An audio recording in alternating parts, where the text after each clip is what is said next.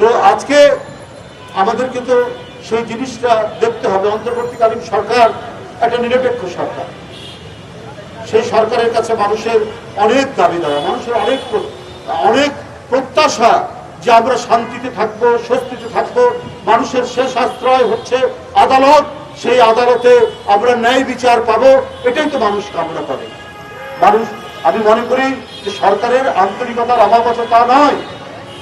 আজকে আর্থিক ক্ষেত্রে মুদ্রাস্ফীতি অনেক কমে এসছে, জিনিসপত্রের দাম একেবারে না কমলেও মোটামুটি সেটি আর বাড়ছে না, কিন্তু কর্মসংস্থান তো হচ্ছে না। একের পর এক মিল কলকারখানা বন্ধ হয়ে যাচ্ছে, এবং যদি কর্মসংস্থান না থাকে তাহলে দুর্ভিক্ষের আলাদত তৈরি হয়।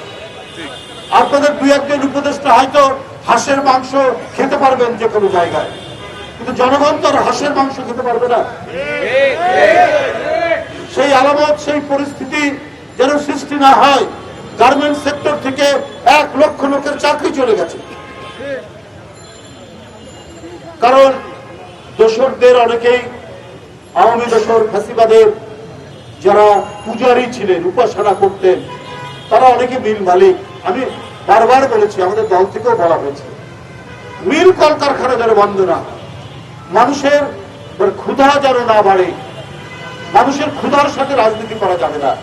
সরকার এগুলো দরকার হলে টেক আপ করবে, দরকার হলে নিলামে বিক্রি করে দিবে অথবা প্রশাসক দিয়ে চালাবে, কিন্তু কর্মসংস্থান যেন ঠিক থাকে সেই প্রচেষ্টা সরকারকে নিতে হবে।